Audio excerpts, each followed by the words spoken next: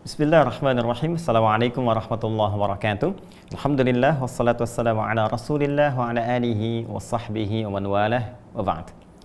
Saudara-saudariku, berjumpa kembali dengan saya Adi Hidayat. Kita mengkhususkan kajian serial seputar sejarah Yahudi atau perjalanan genealogi Yahudi, bagaimana bisa lahir sampai membentuk komunitas hingga kini dan berinteraksi secara global, dari mana mereka datang, seperti apa kemudian mereka melalui perjalanan-perjalanan sampai wujudnya ada saat ini, berkomunitas, bahkan berbangsa gitu kan, dan memberikan pengaruh-pengaruh dalam kehidupan. Nah, seperti apa Al-Quran memberikan gambaran kepada kita dari sejak dahulu, bagaimana muncul, kemudian sampai kekinian, sampai bagaimana membimbing kita bersikap dalam konteks kehidupan global dan menyikapi persoalan-persoalan kekinian yang tengah kita hadapi. Di pertemuan-pertemuan yang lalu telah 3 episode kita bahasnya. Dari episode yang pertama saya terangkan bahkan dari Nabi Ibrahim alaihissalam, ya, baik ke atas jalurnya ataupun ke bawah. Kemudian yang keduanya kita turunkan lagi perjalanan sampai ke Nabi Yaqub alaihissalam, Nabi Yusuf alaihissalam. Dan yang ketiga, tiba kita di perjalanan Nabi Musa alaihissalam, kan, yang telah berada di Mesir dan belum tuntas kita selesaikan. Nah, mohon izin di bagian yang keempat ini saya ingin sedikit detilkan kisah Nabi Musa alaihissalam, karena ini begitu menarik ya. Di Al-Quran ini dibahas kurang lebih ada 20 surat membahas Nabi Musa alaihissalam, interaksi beliau alaihissalam dengan umatnya, dengan kaumnya, yang kelak nanti dari kaumnya ini menurunkan satu generasi yang kita namakan sekarang dengan Yahudi itu, ya. Lalu kita juga akan temukan bahwa bagaimana Nabi Musa disebutkan lebih dari 120 kali. Ada yang mencatat 136 kali dalam Al-Quran disebutkan. Jadi di 20 surat kurang lebih 136 kali penyebutan, dan ada yang merinci di antara surat-surat ini, ya, baik nanti di Al-A'raf, kemudian di Al-Qasas, nanti ada beberapa surat-surat yang lain, termasuk surat Toha. Nah, kita akan gali bagaimana perjalanan itu dikisahkan, bagaimana detil kehidupannya digambarkan, sehingga kita mengerti, menjadi pedoman bagi kehidupan kita pada masa kini. Nah, kita akan turunkan, dan saya akan fokus kepada Al-Quran dulu ya. Nanti dari satu waktu yang lain kita coba akan kembalikan kepada perbandingan kajian di beberapa kitab-kitab yang ada sampai dengan sekarang, termasuk di kitab-kitab yang juga dinilai suci oleh beberapa kalangan-kalangan yang lain. Nanti kita akan bandingkan, kalau perlu kita komparasikan dengan pemateri-pemateri lain, sehingga dengan itu mendapatkan wawasan yang lebih baik. Oke, kita coba lihat dulu di sini. Saya berikan peta dulu sehingga terukur pembahasan kita. Ya, kita akan coba lihat esensi kisah Nabi Musa itu alaihissalam. Sampai tadi banyak disebutkan dalam Al-Quran, hikmahnya apa, ya, terus kaitannya nanti dengan perjalanan kaum Yahudi, kemudian korelasinya kisah Musa dengan dakwah Islam. Ya, tentunya Nabi Musa membawa risalah Islam juga, menyampaikan risalah Islam dalam kehidupan, dan risalah Islam tidak berhenti sampai dengan kehidupan berakhir. Ya, dari Nabi Adam alaihissalam sampai ke Nabi Muhammad SAW, Rasul terakhir membimbing seluruh manusia. Artinya ketika kehidupan berakhir, ya, maka selesai tugas di muka bumi, di dunia, dan kembali kita kepada Allah, mempertaruhkan dan mempertanggungjawabkan semua apa yang kita kerjakan dalam naungan keislaman kita dalam risalah ini. Nanti setiap generasi akan terkait berkelindan, ya, bagaimana pesan-pesan di masa lalu diberikan gambaran kepada masa depan, kini untuk kita, nanti untuk generasi setelahnya, sehingga menjadi pedoman kehidupan yang kita bisa ambil hikmahnya. Nah, saya coba bahas yang ini dulu, dua teman-teman, supaya kita ambil dulu beberapa hikmah, esensi yang kita bisa hadirkan. Ya. Pertama, gini, ini sejarah Yahudi nanti tidak akan terpisah jauh dari kisah Nabi Musa alaihissalam. Esensi kisah Musa alaihissalam sehingga banyak disebutkan dalam Al-Quran, di 20 surat kurang lebih, kan? 136 kali disebutkan, seperti yang tadi telah saya uraikan. Apa yang dapat kita raih di sini, hikmah apa, gitu kan? Yang pertama, teman-teman sekalian, ini Nabi Musa alaihissalam adalah di antara nabi yang banyak diuji oleh Allah Subhanahu wa taala. Bahkan boleh kita katakan bahwa Nabi Musa itu ujiannya lengkap, dari lahir sampai dengan kemudian beliau meninggal. Ya, ini makanya di dalam Al-Qur'an surah ke-20 Thaha, Quran surah ke-20 Thaha, di ayat yang ke-40, ya, itu di pertengahan mau ke akhir ayatnya, Allah menyampaikan wa fatannaka futuna, ya? Dan kami menguji engkau dengan berbagai ragam ujian, ya. Jadi banyak sekali menimpa Nabi Musa alaihissalam, diuji dari sejak lahirnya, bahkan lahirnya sudah mendapat ujian, ya. Nanti kita akan lihat bagaimana kekuasaan pada masa itu, kan, menggambarkan kepada kita satu hal yang sangat luar biasa mencekam, karena bayi-bayi akan diincar dan dibunuh jika dia laki-laki. Jadi baru lahir terdapat ujian, ya kemudian dia dihanyutkan di sungai kan, tumbuh dewasanya dapat ujian lagi, terusir dari kampungnya, dari tempatnya karena terancam dengan sebuah peristiwa, pulang dapat ujian lagi, sampai mau meninggal pun dapat ujian juga. Ini sangat menarik teman-teman sekalian. Jadi Nabi Musa alaihissalam di antara nabi yang banyak diuji oleh Allah Subhanahu wa taala, dan ini manhaj Al-Qur'an ya untuk memberikan semangat kepada Nabi sallallahu alaihi wasallam ketika beliau diuji dalam berdakwah. Dan ini akan diturunkan kepada kita juga umatnya. Ya, bahwa setiap manusia mendapatkan ujian. Jadi kalau Anda mengatakan, saya punya persoalan di rumah tangga, saya punya persoalan di kantor, saya punya persoalan di kehidupan sosial, jangankan Anda, para nabi saja, mohon maaf, yang dijamin surganya, dekat dengan Allah, mendapatkan penilaian takwa yang sangat tinggi, mereka nggak lepas dari ujian. Ya, karena itu ketika Nabi Muhammad SAW membawa risalah, seringkali Al-Quran menurunkan manhaj untuk memotivasi. Oke, kamu jangan patah semangat Muhammad SAW. Kalau kamu sakit, bukan cuma engkau yang sakit. Nabi Ibrahim saja kakek buyutmu pernah sakit. Quran surah ke-26 ayat 80 turun. Ya, sampai dikatakan wa idza maridtu fahuwa yashfin. Nabi Ibrahim kalau sakit-sakit ya, kemudian berdoa kepada Allah, yakin kalau saya sakit pasti Allah sembuhkan. Kemudian Nabi Ayub pun pernah sakit. Turun Quran misalnya surah ke-21 ayat 83 sampai dengan 84. Ketika diuji misalnya dengan kaumnya yang melempar, yang macam-macam, maka diturunkan kemudian kisah Nabi Yunus misalnya alaihissalam, diturunkan kisah nabi-nabi yang lainnya untuk memberikan motivasi. Dan puncaknya diantaranya adalah kisah Nabi Musa alaihissalam yang bahkan diuji dari lahir sampai dengan meninggal dunia, sampai saat akan wafat, itu masih mendapat ujian, ya, masih mendapatkan ujian, dan diuji hanya untuk satu kaum saja. Ya, sedangkan Nabi Muhammad SAW dipersiapkan untuk menghadapi manusia sampai dengan risalahnya terbawa ke akhir zaman. Walaupun nabinya telah wafat, tapi risalahnya terbawa sampai ke akhir zaman. Maka ditampilkan kisah-kisah sebelum itu untuk memberikan motivasi kepada beliau. Motivasi inilah yang diturunkan kepada kita. Ini seakan-akan memberikan gambaran kepada kita, hey, kamu tuh baru ujiannya di rumah gitu loh. Ya, Musa itu baru lahir dan dapat ujian di rumahnya, berpisah dengan orang tuanya. Kamu baru dewasa berpisah hanya untuk belajar, sudah merenung, ya sudah banyak menangisnya. Baru masuk pesantren sudah nangis tiap malam gitu kan. Nabi Musa itu udah pisah dari ibunya dari kecil. Ya, kemudian terus dibawa ya kepada kita sehingga menguatkan, dan nanti ada manhaj dalam Al-Qur'an membimbing kalau ada ujian ini begini mengatasinya. Kalau yang sulit begini doanya. Seperti Musa berdoa, seperti ibunda Musa berdoa, ya, misalnya seperti Nabi Ayub berdoa, seperti Nabi Yunus berdoa dan turunan-turunan yang lainnya. Ini yang penting saya tampilkan dulu sebelum kita menghadapi banyak hal. Nah, Nabi Musa ini ternyata hikmahnya banyak diuji teman-teman sekalian, ya, supaya lebih kuat. Kualitas meningkat karena akan menghadapi umat, ya, satu komunitas yang memang luar biasa menyebalkannya, ya, yang luar biasa nggak nurut. Jadi dimantapin dulu tuh, dikuatkan oleh Allah supaya banyak ya kesabarannya, banyak kemudian ketahanannya. Sebab kalau itu tidak muncul, kesabaran tidak muncul, kekuatan nggak muncul, doa Nabi kan terkabul. Ya Allah, ini nyebalkan sekali umat ini nih, kasih begini minta ini, baru selamat dari Firaun dah nyari Tuhan yang baru, wafatkannya semua, ya wafat. Cuman nggak ada hikmah risalah kenabian di dalamnya. Ya karena itu ternyata di balik satu ujian itu menguatkan kita supaya lebih kuat lagi, dan berita baiknya ujian di masa kini itu sesungguhnya adalah sebuah keadaan yang disiapkan oleh Allah untuk menguatkan diri kita untuk menghadapi ujian lebih besar di masa depan yang meningkatkan kualitas kehidupan kita. Ya, bukankah anak SD itu belajar diuji supaya ada persiapan ke SMP, ya kan? Semakin mantap ilmunya, semakin siap ke atasnya. Bukankah anak SMP diuji ya supaya lebih kuat, lebih siap untuk ke atasnya lagi? Nah, kita juga begitu. Karena itu berbahagialah kalau ada orang yang tengah menghadapi ujian yang paling sulit, itu berita baik. Karena Allah ingin menguatkan kualitas Anda dengan kualitas terbaik, karena tantangan di masa depan akan dihadirkan kepada Anda untuk mengangkat derajat Anda lebih tinggi dari sebelumnya. Gitu ya? Karena orang besar nggak mungkin diuji dengan ujian kecil. La yukallifullahu nafsan illa usaha. Allah tidak akan menguji seorang hamba di luar batas kemampuannya. Baik, ini hikmahnya, ya. Nah, kemudian beliau diuji ya kepada umat yang sangat keras kepala. Yang ini nanti teman-teman sekalian akan ada korelasi nanti ya dengan turunnya ayat-ayat kepada Nabi Muhammad SAW untuk disampaikan kepada umatnya.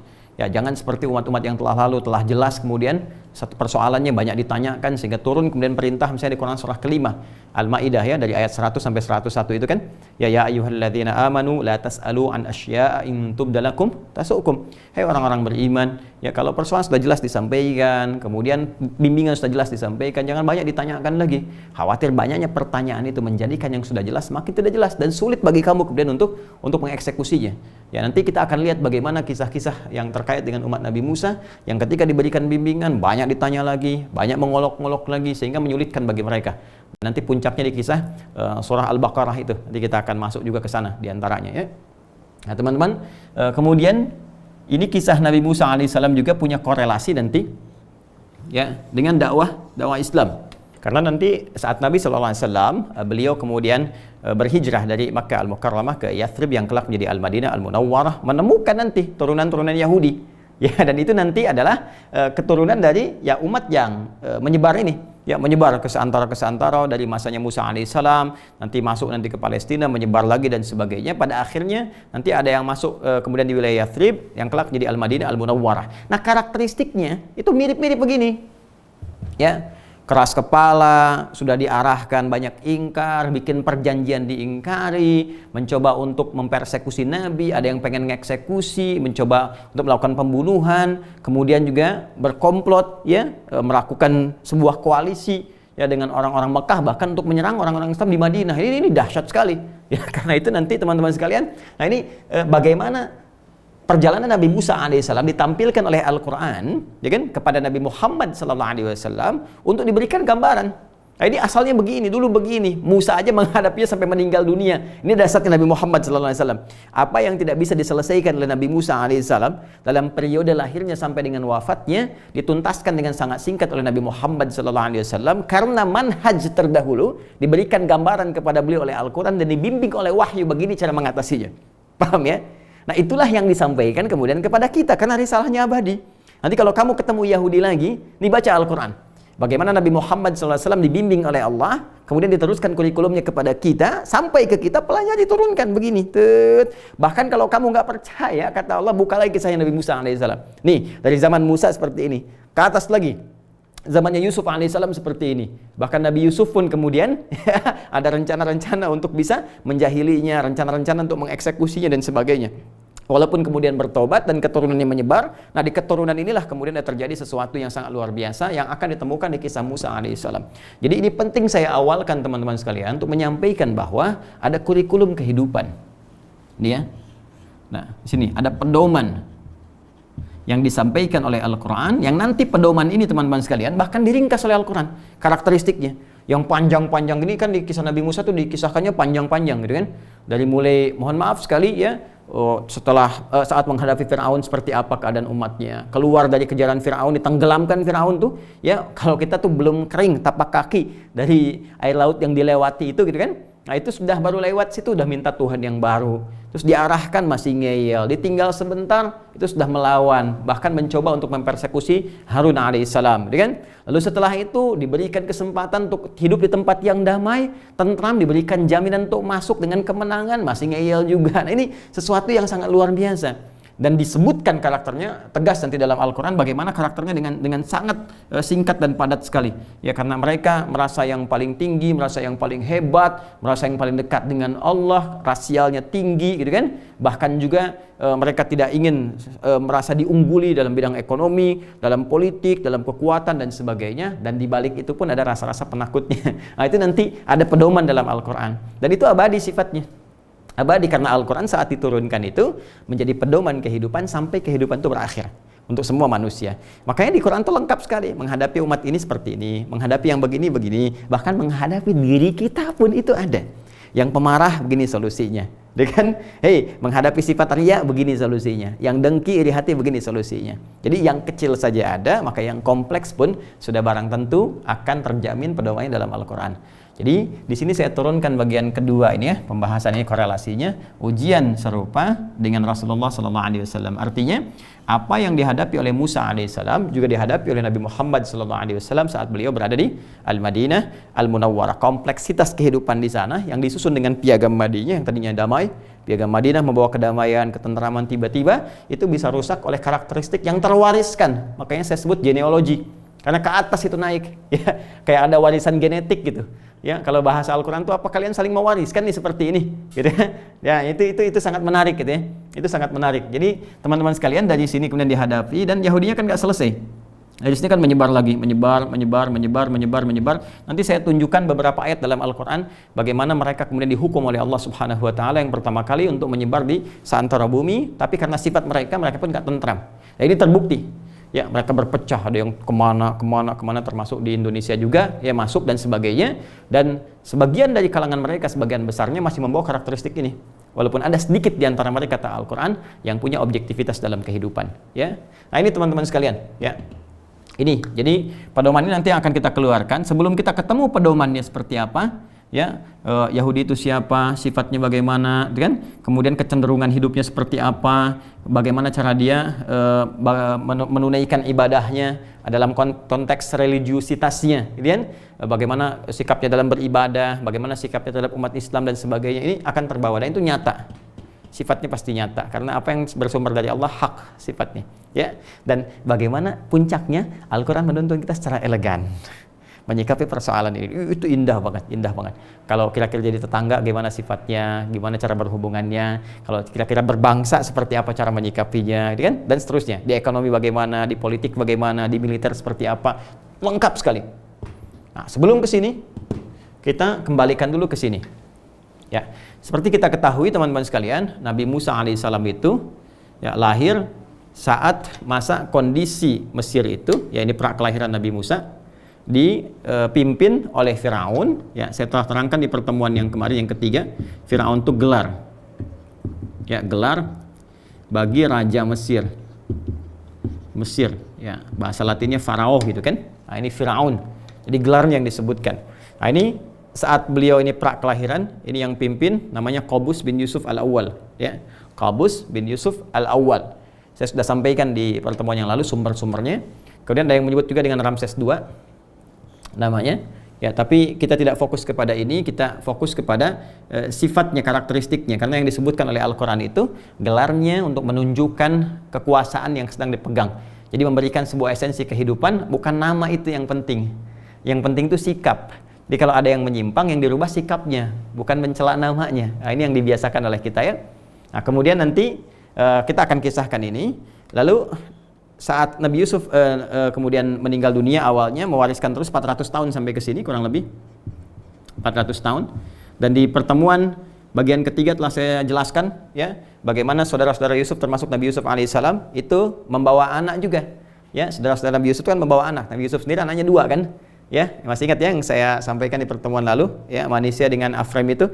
Kemudian dari situ kan berketurunan terus menyebar dan membentuk karakteristik selama 400 tahun, maka lahirlah kemudian raja yang selanjutnya, Firaun selanjutnya, ini Qabus bin Yusuf. Nanti saat Nabi Musa alaihissalam diangkat oleh Allah menjadi rasul, mendapat wahyu, ini meninggal, digantikan oleh ini. Ya, ada yang menyebut dengan Merneptah, namanya Walid bin Mus'ab yang kemarin telah kita bahas beberapa karakteristiknya. Nah, kondisi prakelahiran ini teman-teman sekalian, ini Ramses II atau disebut dengan Qabus bin Yusuf Al-Awwal itu bermimpi. Apa mimpinya? Dia bermimpi ada kobaran bola api yang datang dari Bait Al-Maqdis, ya, dari Palestina sekarang, ya. Datang dari Bait Al-Maqdis, datang tuh menghancurkan. Ya, menghancurkan kerajaannya, kekuasaannya, menghanguskan rumah-rumah dan sebagainya, sampai dia ya dihinggapi, dihantui oleh mimpi-mimpi ini. Ya, begitu dia kemudian mendapatkan itu, dia konsultasilah kepada dukun-dukun. ini persoalannya, ya. Jadi kalau mohon maaf nih, kebijakan-kebijakan senantiasa ditanyakan pada sifat-sifat yang tidak jelas, konsultasinya pada sosok-sosok yang bermasalah, maka nanti keputusannya pun akan bermasalah. Ya, makanya ketika Firaun itu minta masukan dari dukun, dari penyihir dan semacamnya, maka jadi persoalan. Ya, apa yang disampaikan? Wah, ditakwilkanlah kemudian oleh para dukun ini bahwa nanti akan ada satu sosok dan seorang anak yang datang dari Baitul Maqdis atau keturunan dari Baitul Maqdis yang nanti akan menghancurkan kerajaanmu di masa depan. Nah, ini yang jadi persoalan teman-teman sekalian. Maka ditafsirkan gak ada yang lain. Kalau dari Baitul Maqdis itu kan, ya keturunannya pasti diurut-urut lagi. Ya, siapa urutan-urutan itu? Ya, kita kembali ke sini teman-teman sekalian. Ya. Ini kalau kita lihat kan kondisi sosiologis masyarakat Mesirnya ini pada masa itu, ya, bukan sekarang. Pada masa itu kondisi sosiologisnya rakyat Mesir sendiri kan terbagi 2, pribumi, orang Mesir sendiri nanti, ya, yang ini nanti akan terus dinaikkan sampai ke atas, sampai ke kisah Nabi Yusuf alaihissalam, ya, yang terus mendapatkan jabatan. Lalu kemudian ini, ya, ada bagian yang kedua itu, yaitu pendatang, keturunan pendatang. Ya, saya sebut keturunan karena dari ke atas itu loh, dari Nabi Yusuf dan 11 saudaranya. Kan ada 12 kan yang disebut asbat Bani Israel itu. Itu kan berketurunan terus, sedangkan mereka sifatnya asalnya pendatang, bukan asli. Dari mana pendatangnya? Dari Kan'an. Ya, saya telah terangkan Kan'an yang ini bukan Kan'an anak Nabi Nuh alaihissalam, ya, tapi Kan'an turunan-turunan dari generasi-generasi sebelumnya yang telah saya sebutkan. Yang dimaksud adalah Palestina. Karena ini Kan'an nanti menghuni Palestina. Saya telah terangkan, Anda kembali lagi ya ke belakang supaya saya tidak mengulang lebih banyak. Nah, di sini ada Baitul Maqdis. Ya, Baitul Maqdis. Ya kan? Yang Al-Aqsa yang sekarang kompleknya itu yang kita dapati itu. Dan ini nanti ada Nabi Ibrahim yang banyak beraktivitas di sini, diturunkan kemudian ke Nabi Ishak, turunkan ke Nabi Yakub yang sempat tinggal di sini sebelum berhijrah ke Mesir. Nah, ditafsirkannya karena datangnya dari sini, maka nggak ada yang lain kecuali keturunan pendatang yang ini. Ya. Siapa keturunan pendatang ini? Ya, keturunan ke Bani Israel yang 12 itu. Siapa 12 ini? Anaknya Nabi siapa? Nabi Yakub alaihissalam. Nabi Yakub. Ya, 12 orang termasuk Nabi Yusuf kan?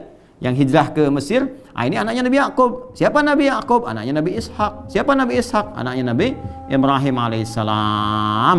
Karena ini beraktivitasnya di Kan'an, di Palestina, Baitul Maqdis sebelum hijrah ke Mesir, maka ditafsirkan oleh para dukunnya ini asalnya dari Baitul Maqdis, maka tidak ada yang lain kecuali keturunan Bani Israel. Dari situlah keturunan Bani Israel diburu, dari situlah kemudian dipersekusi sampai ada dekret yang keluar. Nah, ini yang digambarkan oleh Al-Quran di pembuka surah Al-Baqarah dan pembuka kisah Nabi Musa alaihissalam. Nanti ada di Al-Baqarah, di Al-A'raf dan turunan yang lainnya. Di Quran surah kedua itu di Al-Baqarah, ya, di ayat ke-49 teman-teman sekalian, ya, paling kiri sebelah atas di mushaf. Nah, ini sangat viral, ya, sampai ke kita saat ini ketika Allah menyampaikan wa idz najjainakum min ali fir'auna yasumunakum su'al 'adzab yudzabbihuna abna'akum wa yastahyuna nisa'akum, kan, wa fi dzalikum bala'un min rabbikum 'azim, kan. Jadi kata Allah Subhanahu wa taala wa idz najjainakum min ali fir'aun, dan ingatlah, pelajarilah, pahamilah, hei Bani Israel, hei orang-orang Yahudi yang hidup pada masa itu, kan? Hei orang-orang Yahudi yang hidup pada masa itu, ingatlah kisah-kisah yang dulu. Ya, kenapa engkau tidak mau menerima risalah Islam, tidak mau menerima dakwah Nabi sallallahu alaihi wasallam, banyak menutupi kebenaran dan sebagainya, apa-apa yang saya sebutkan tadi. Ingat dong dulu ketika kami selamatkan, ya, keturunan-keturunan yang dulu itu. Kalau nggak ada mereka itu, kalau nggak diselamatkan, nggak ada kalian sekarang. Itu poinnya, gitu ya. Ya, min ali Fir'aun, dari koleganya Fir'aun. Jadi Al-Quran tuh seringkali menyebutkan Fir'aun tuh nggak sendirian, tapi dengan kolega, gitu kan. Ya, karena nanti ini kaitan eratnya kan, ini kesini sudah kolega. Kemudian nanti ada Haman yang sempat saya singgung di pertemuan lalu, kan? Nanti ada bala tentaranya lagi, ada Korun dan sebagainya. Jadi mereka berkomplot keseluruhan dan dibuat sebuah sistem sistematis yang sangat sistematis terukur bagaimana kemudian mengeksekusi mimpinya ini Qabus bin Yusuf al-Awwal sebagai Fir'aun atau sebagai raja pada saat itu yang bermimpi ada bola api datang dari Baitul Maqdis dan nggak ada tafsir lain kecuali dari keturunan Bani Israel yang tadi saya terangkan. Maka dari itu dibuatlah sebuah dekret, ya, apa dekretnya? Semua anak-anak yang ada pada masa itu. Bahkan ada kisah menyebutkan laki-laki. Jadi lucu nih. Ya, lucunya kadang musim-musiman. Kalau pengen bunuh gitu kan, yang laki-laki. Kalau enggak, ya enggak gitu kan. Makanya ada yang menafsirkan ketika masanya Nabi Harun itu belum muncul dekret itu. Ya, atau ada yang mengatakan itu periodenya nggak ada pembunuhan gitu. Nanti pas zaman Nabi Musa ada lagi. Nah, jadi di sini teman-teman sekalian ada yang sangat menarik. Allah sampaikan, kami lepaskan, kami selamatkan kalian dari kekejaman kolega Firaun.